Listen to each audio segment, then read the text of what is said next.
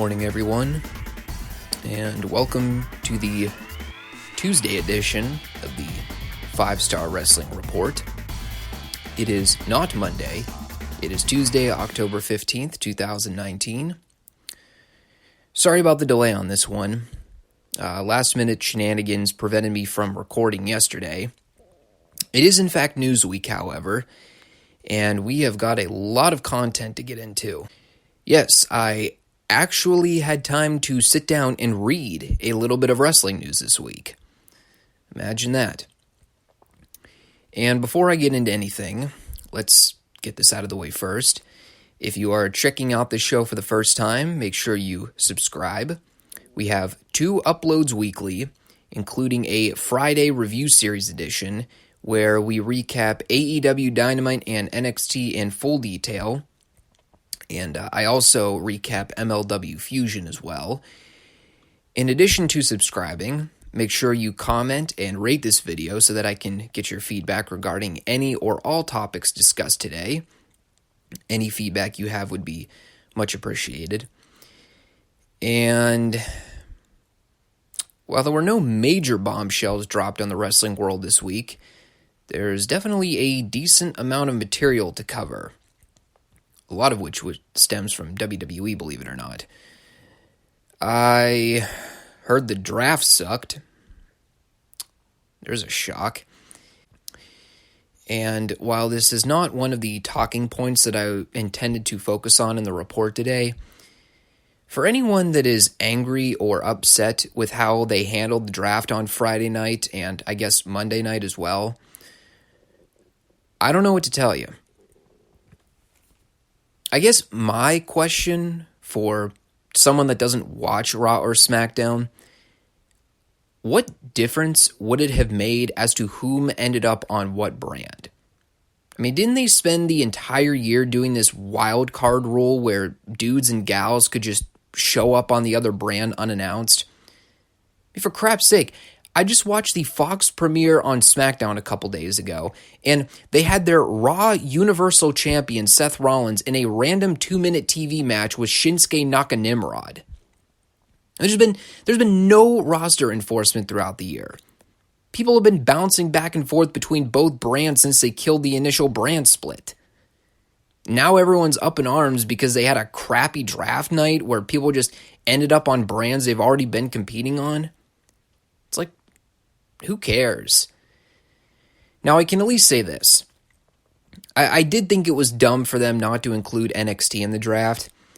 I mean, if you're trying to entice people to tune into Wednesday night, when you're going head-to-head with AEW, don't you think it would make a little sense to have a couple main roster guys get drafted to NXT? And maybe so you could garner some initial viewership and eyeballs over to your NXT show? Maybe I'm putting more thought into it than these pea-brains did, but you know, what do I know? I'm just a dumb mark that's been watching wrestling for 20 years. That all being said, I did watch the YouTube video of the Bayley skit where she destroyed all her balloons, and she cut her hair and changed her attire up a little bit, so that was good. It took way too long for them to get to that point, but, well, I guess better late than never. They still need to change her theme up, but I guess that's a work in progress as well.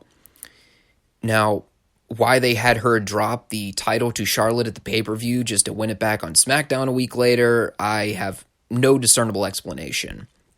Other than the fact that Hell in a Cell was in Bayley's hometown, or at least relatively close to it. And we all know how WWE operates when it comes to beating people in their hometown. Anyway, they did make a bit of progress with developing Bayley into her new heel persona. Now, would I have recommended the Bayley heel turn at a point where WWE is already struggling to appeal to multiple age demographics, particularly the young female demo? No, not really. But, to be fair, the young female demo has been such an outlier in WWE's viewership for so long, I guess it's not even something they're concerned about now.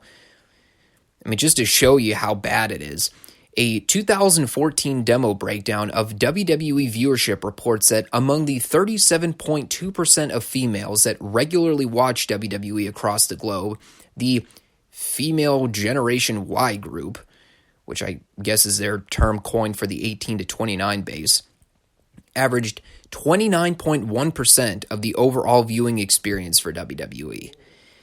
Now, obviously, these numbers have changed over the last 5 years, and while I cannot confirm this one way or another, I'd probably venture a guess that these numbers are significantly lower, especially the 18 to 29 female demo. Now, the reason I bring this up is that when you look at the initial incarnation of the Bayley character, she was that kind of personality that would appeal primarily to the young female demographic. Now that she's going full-blown heel mode, I wonder if they're ever going to reconcile this by finding another female talent that can appeal to that very young female demo like Bayley did.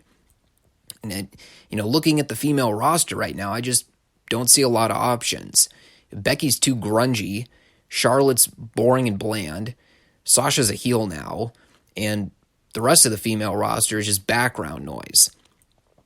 Yeah, again, I know I'm probably putting more thought into it than they did, but, I'm trying to think on the level of WWE competing with AEW going forward. Because here's the issue, too. From the reports that I've been reading about, Riho has apparently captured the attention of the young female audience. And when I think about the continual dwindling of the WWE audience, they need multiple areas to reach multiple demos. And with Bayley turning on the young female group that supported her for so many years, you're just giving those girls more incentive to turn off WWE programming entirely. Because, who are they supposed to rally behind to see Bayley get her comeuppance for turning her back on them?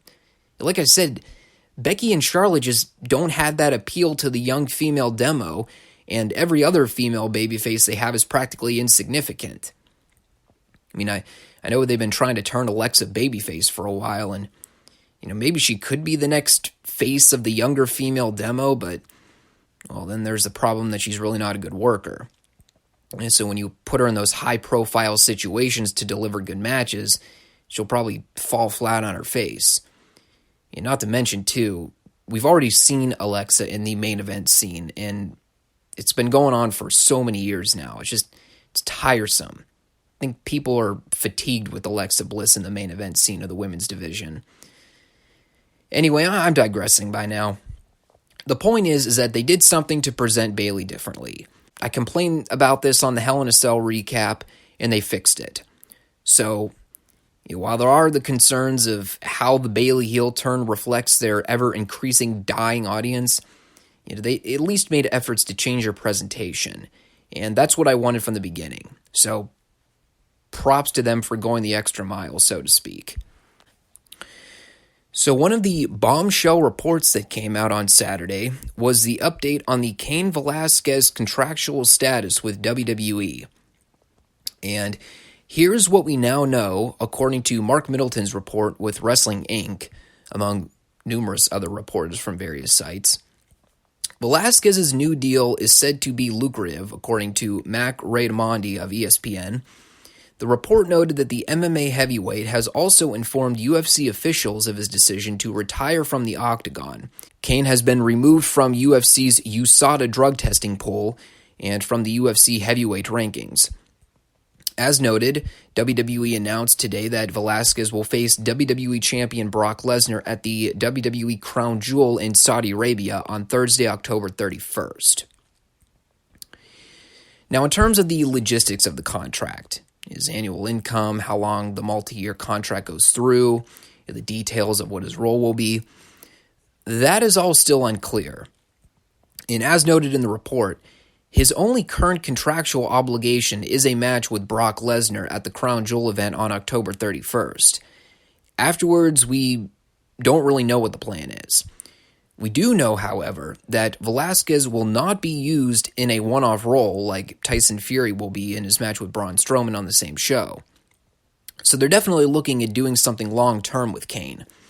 My guess is that the program with Brock Lesnar will continue into 2020, possibly with a blow-off match occurring at WrestleMania. Now, in terms of how they handle Cain for the time being is kind of up in the air. There were rumors cycling back and forth for the last few days that the Brock Lesnar-Cain Velasquez match at Crown Jewel was not for the WWE Championship, and as of this current recording, it would appear that it is for the championship, which gives me the indication that they're going to have Cain win the title from Brock. And the more and more I think about it, it probably needs to happen. If you're going to bring in a guy like Cain Velasquez, who has a legitimate history of being Brock Lesnar's greatest shoot obstacle, you need to have Cain beat Brock for the belt in very short order. And if you want to build up to a big rematch at Mania next year where you have Brock win the belt back, basically the same story they did with Goldberg a few years ago, you can have Brock overcome Cain at Mania. I also think that it would be a big money seller for next year's Mania, both as a story and as an actual fight.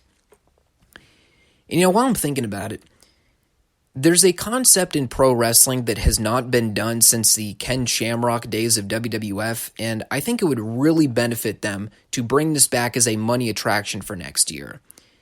And I look at it like this. You got the two perfect guys to do it with. You could use it as a major selling point for a Brock Cain rematch. I think people would pay to see it as a nostalgia trip from the Attitude Era days. I would bring back the Lion's Den match. Why not? Brock's never competed in one since he came back to WWE, and I always thought they had multiple opportunities to do that match, and they never did. And Cain is the perfect opponent to have in that environment. I say make the rematch at Mania a Lion's Den match. Particularly just as a special attraction for that show. Now, of course, the question remains, well, if you're just going to bring in Cain to do a program with Brock, only to have Brock eventually beat Cain anyway, then what's the point of bringing Cain in to begin with? And moreover, what do you do with him after the fact? And those are fair questions. Truth be told, I don't really know if WWE has even thought that far in advance. Actually, no, scratch that. I know WWE has not thought that far in advance. And I know there's that jaded factor that sets in of, once Cain loses to Brock, there's not going to be a whole lot of steam for him going forward.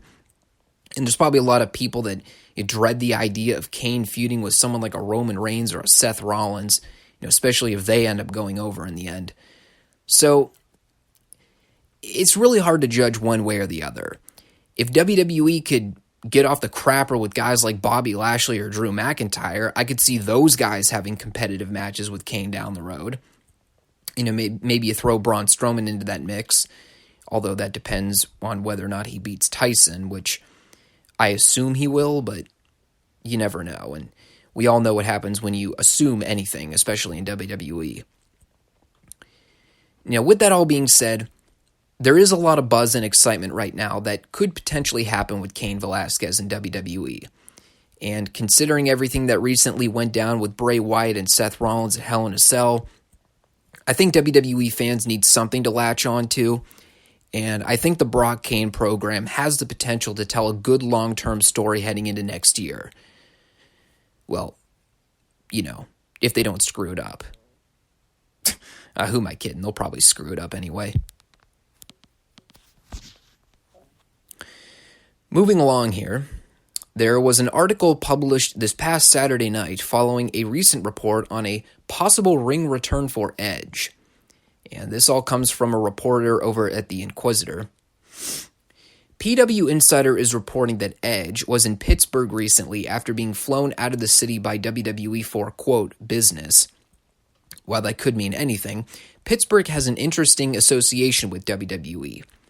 As the report states, wrestlers are usually flown into the city when they are scheduled to see Dr. Joseph Maroon, the head of WWE's medical team. Given that Edge was forced to retire due to career-ending injuries, WWE would require Maroon to give him the go-ahead before the company ever allowed him to step into the squared circle again. In recent months, however, the Hall of Famer has hinted at a possible return. As quoted by Ringside News, Edge recently opened up about his appearance at this year's SummerSlam on his podcast. Edge has since left his podcast to spend more time with his family, but the career change has also led some fans and pundits to believe that his decision was partly based on his desire to return to WWE. Last week, the Inquisitor noted that Edge had reportedly signed a new deal with WWE, which supposedly included a clause about Edge returning to the ring. With Crown Jewel just around the corner, WWE could be looking to bring him back. A comeback would be a health risk for the 45-year-old, but he's had time to heal these past few years, and he wouldn't be the first superstar to make a miraculous comeback.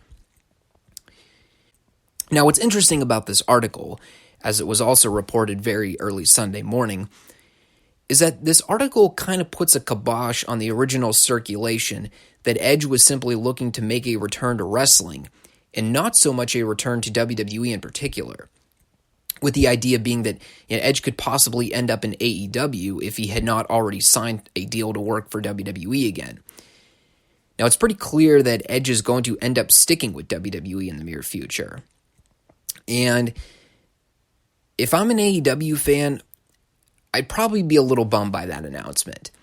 And the one thing that we've continually harped on with AEW is that despite their drive to be as anti-WWE as they possibly can, the one thing that continues to bite their company in the rear is their lack of true, recognizable mainstream stars. And while they do have guys like Chris Jericho and Jim Ross, and to a lesser extent guys like Cody Rhodes, they really don't have much more than that. And when you look at a guy like Edge, while he might not have Hogan, Rock, or Flair mainstream recognition, he does have name recognition. And you could probably make the case that AEW would benefit a lot more from having a guy like Edge in their company as opposed to WWE at this point. And if the rumors are true that Edge has signed an exclusive deal to work under the WWE umbrella going forward, this is a big blow on AEW, and especially in an area where their company is really struggling right now. Now, as far as the actual possibility of an Edge return to the ring, it's a real bitter pill to swallow. I was and still am very sour with the way Edge retired after WrestleMania 27. I felt that he had no business going over Alberto Del Rio in the manner that he did. They had Del Rio win the Rumble. He was a new young prospect they were trying to build into a star. You had the perfect opportunity to solidify that by giving Del Rio his first world title win against one of your top stars in Mania.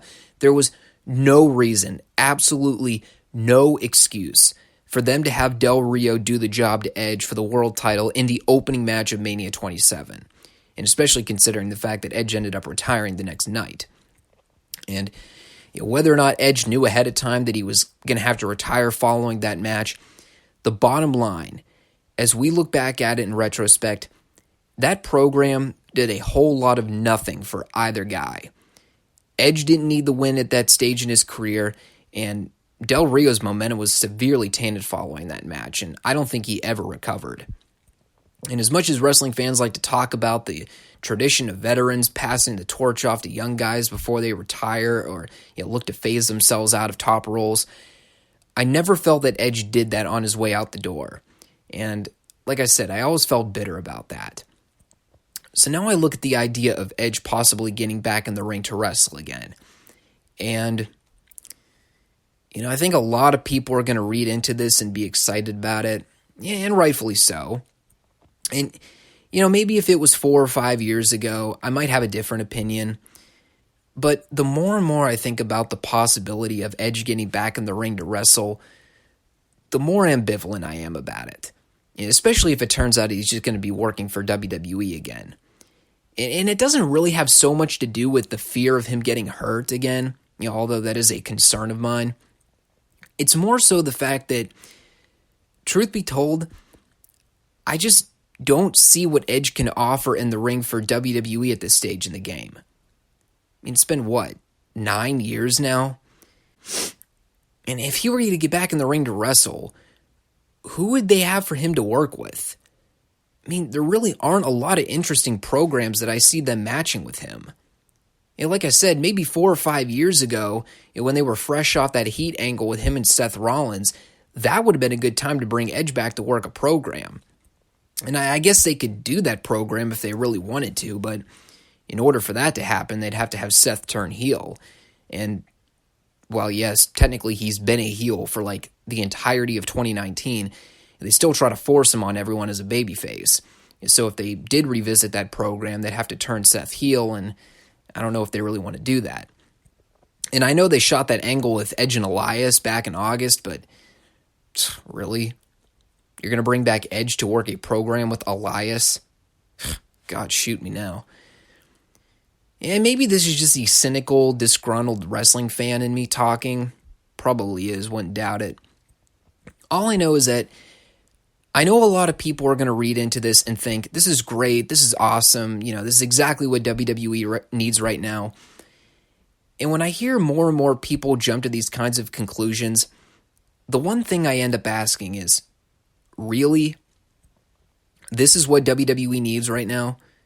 We need more legends coming back to save the company because none of your current guys are over and can draw money? I'm of the opinion that if Edge is going to get back in the ring to wrestle, while I may not be enthused by it, the thing that just keeps on jumping out at me is change of venue, change of venue.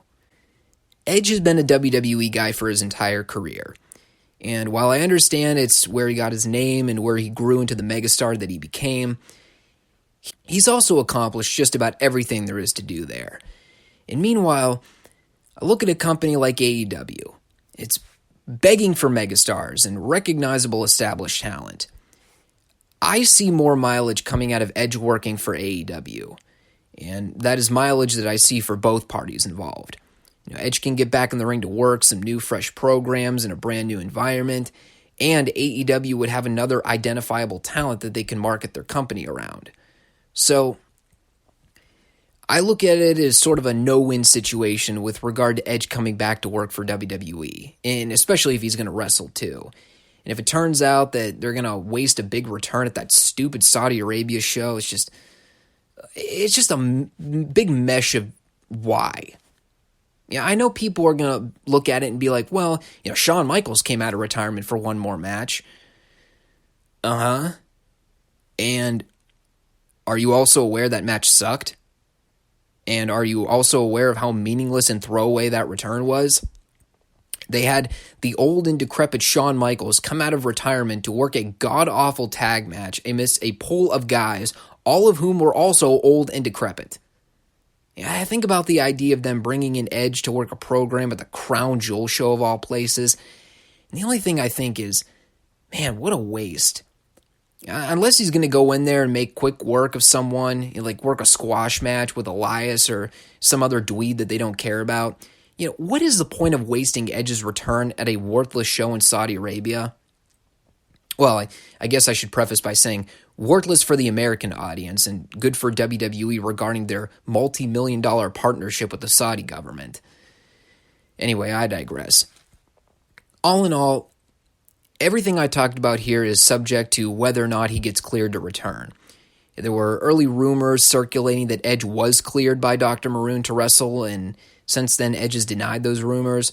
So, until we hear from the horse's mouth as opposed to the other way around, we really don't even have confirmation as to whether or not Edge will ever get back in the ring to wrestle anyway. Okay, speaking of possible returns, I guess this would be a good time to segue into another update on a guy that made pretty major headlines in the wrestling world a couple weeks ago. That guy being none other than CM Punk. Now, Paul Davis posted an article a couple days ago regarding the removal of CM Punk merchandise from the Pro Wrestling Tees online market. The idea being that this could be adding fuel to the fire of the rumors that we might be getting some closure on the possibility of Punk being hired as one of the newscasters in the upcoming WWE studio show on Fox Sports. Let me read a little of this for you. Last week, the @FightOracle Twitter account reported that Punk signed a new deal with Fox Sports that could bring him on board to be a part of the WWE Backstage Studio show that debuts in a few weeks. Punk has acknowledged that he has had talks with the people at Fox, but has also said that he has not talked with people in WWE management. At some point this week, Punk's merchandise was pulled from the Pro Wrestling Tees store. As of this writing, the only thing listed on the PWT store is a CM Punk Sucks t-shirt, which, by the way, I find both ironic and hilarious at the same time. It's unclear if Fox would require him to pull his merchandise from Pro Wrestling Tees. Usually, WWE will require wrestlers to pull merchandise from sites like PWT, but we haven't heard anything about Punk signing a deal with WWE. So I found this little tidbit pretty interesting, and I especially find it interesting not so much when it comes to strict negotiations with Punk and Fox representatives, But more so, I read an article like this, and I start to wonder just how much WWE is pulling the strings in this entire conversation. Before the story broke, the basic understanding we had regarding the studio show was that Punk was solely in talks with Fox and not WWE. And they made such an effort to beat us over the head with this information as to make it seem like Punk had no interest in working for WWE, but merely sought an interest to work for Fox. Now, what with Punk being either forced or heavily encouraged to remove all but one piece of his merchandise from PWT, gives the indication that WWE might be influencing the conversation a little bit more than we were giving them initial credit for.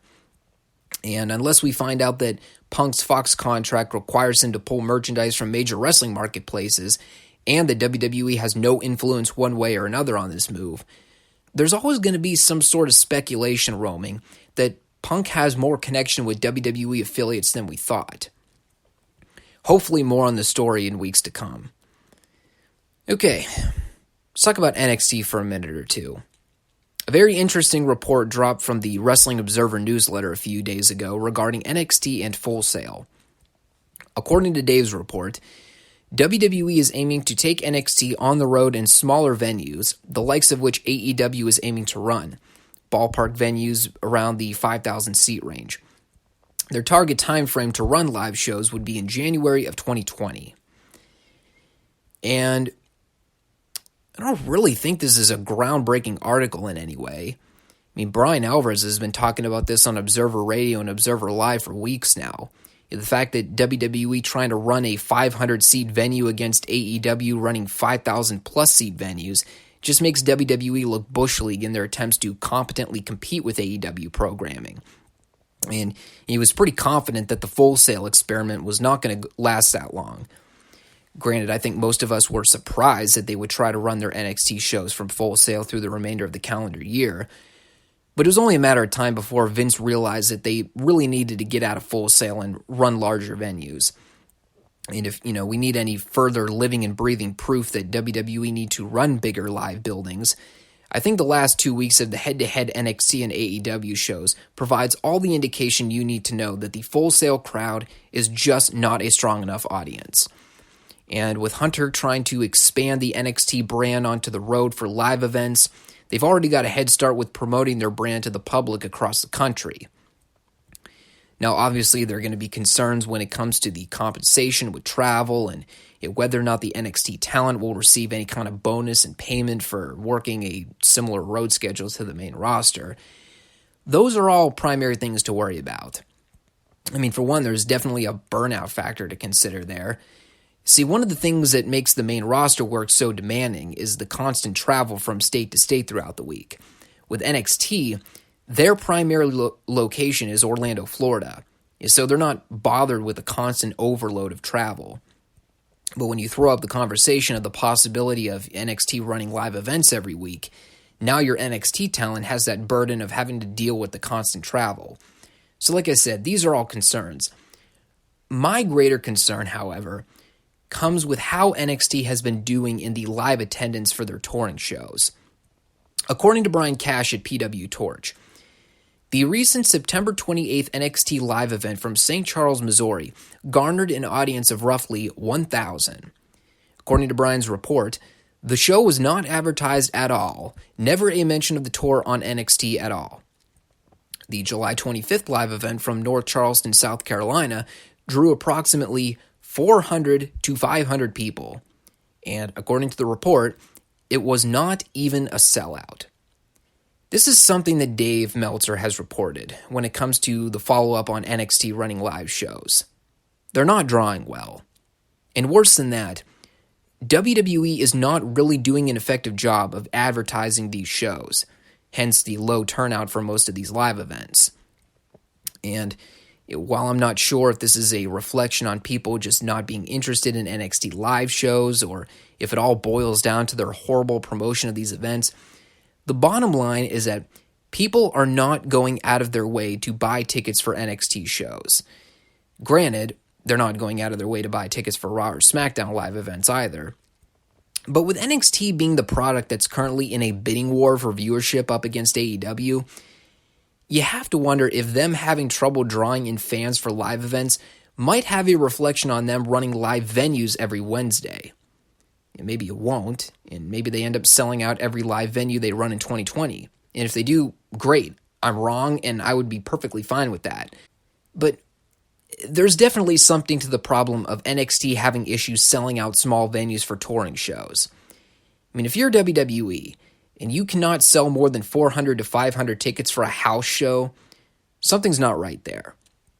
And like I said, I know the house show attendance for WWE is horrible across the board, but NXT needs all the promotion it can get. And if they end up going out of full sale and running live every week in a few months, reading recent reports that they're only drawing between 500 and 1,000 people for live events is very disconcerting. So, like I said, it's all speculation right now. Maybe with the promotion of them running live venues every week in 2020 might get them some extra publicity, so maybe those tickets will end up selling out.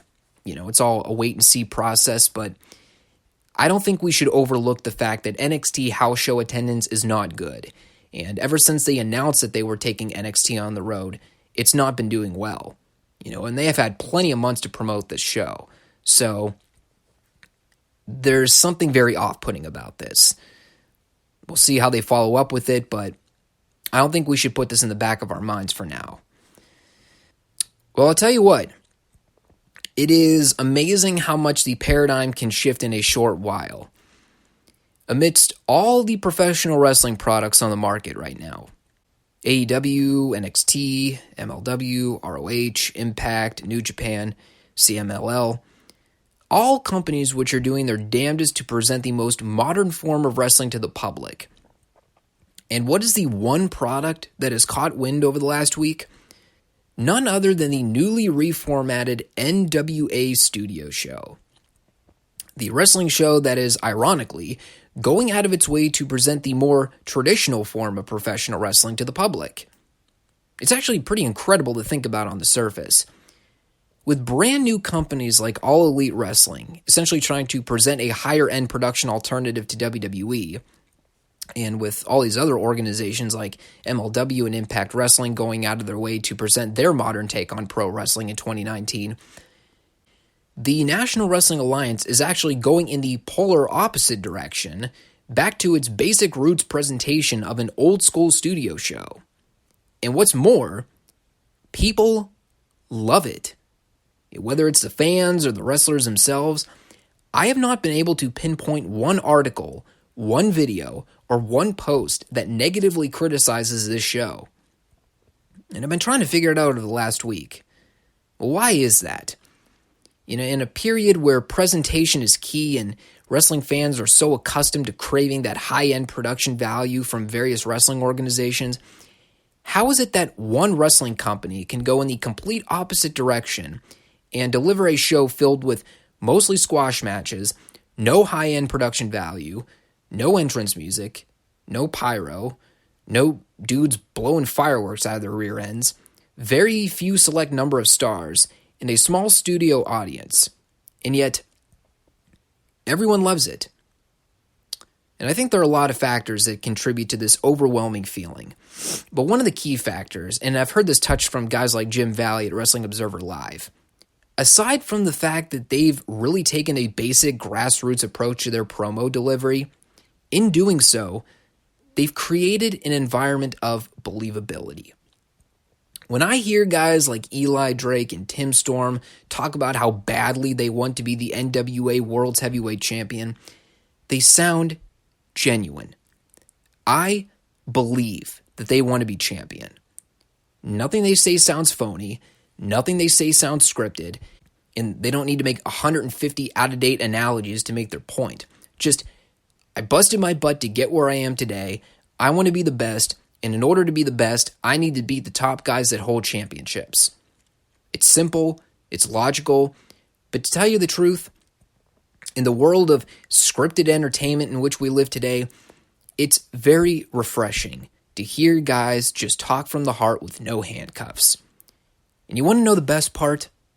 You want to know above all else what makes these promos great? They get their point across in 60 seconds or less. They don't need to bicker back and forth on a crappily staged 20-minute skit on television to set up a program or set up a story. It's just, they go out there, they say their piece, and they move on. So the promo and interview production is absolutely impeccable with NWA.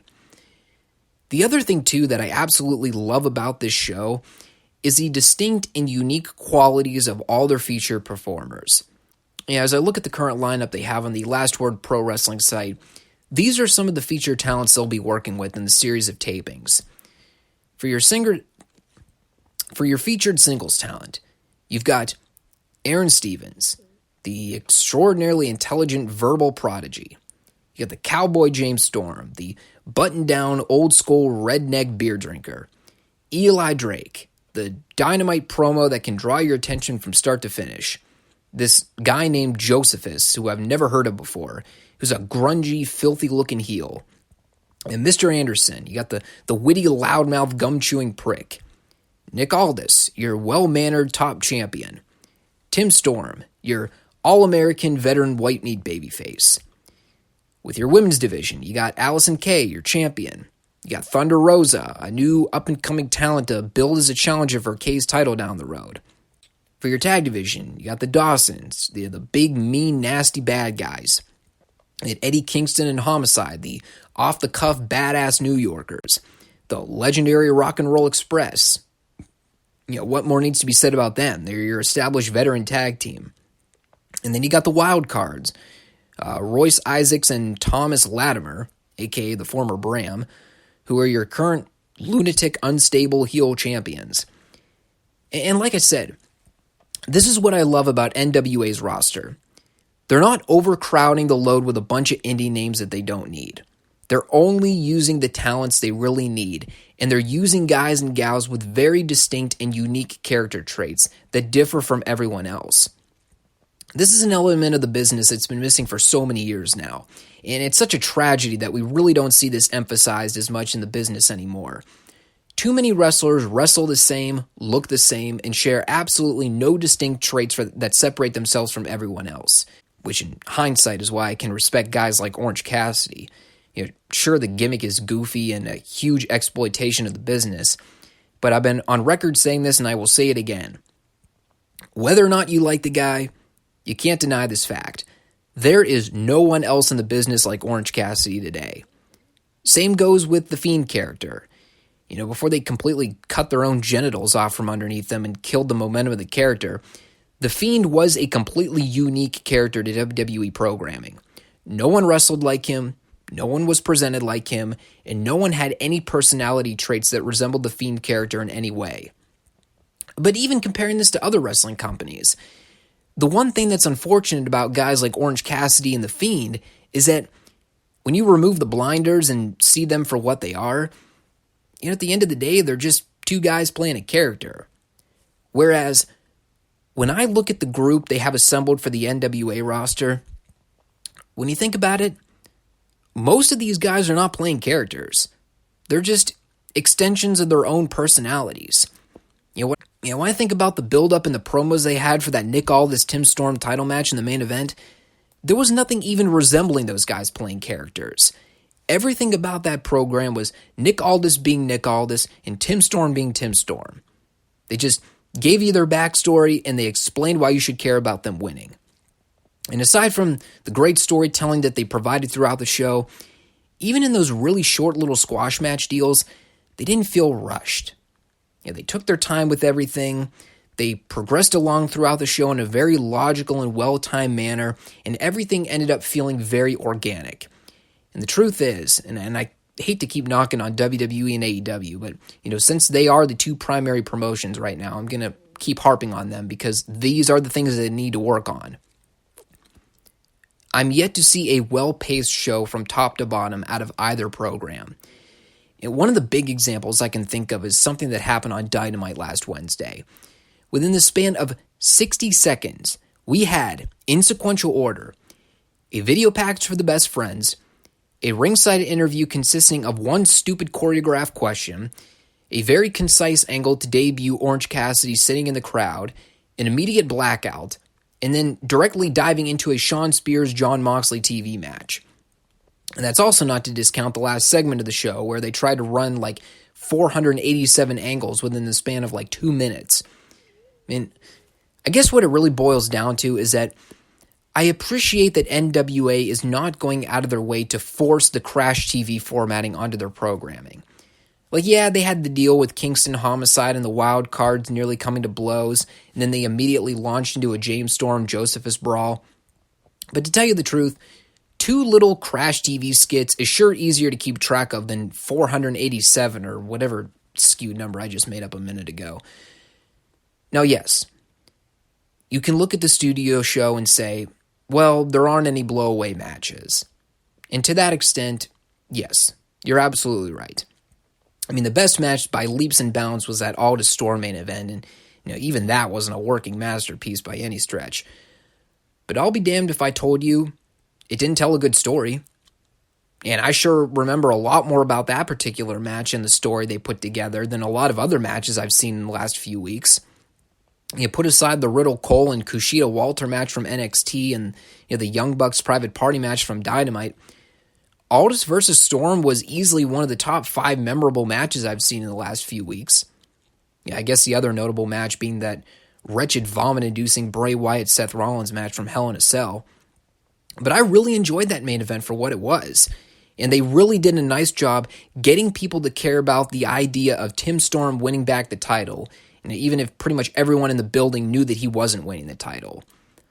So all in all, I look at the NWA show, and I see a lot of potential good for the future.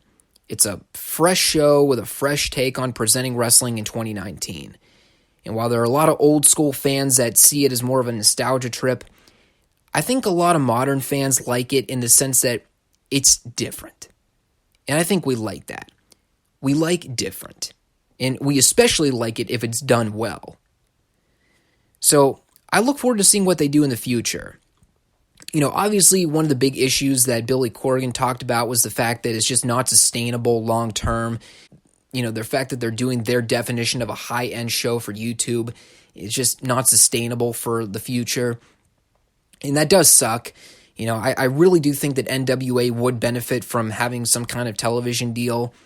And the problem is with all the wrestling on the market right now, it's just another production that we'd have to keep track of.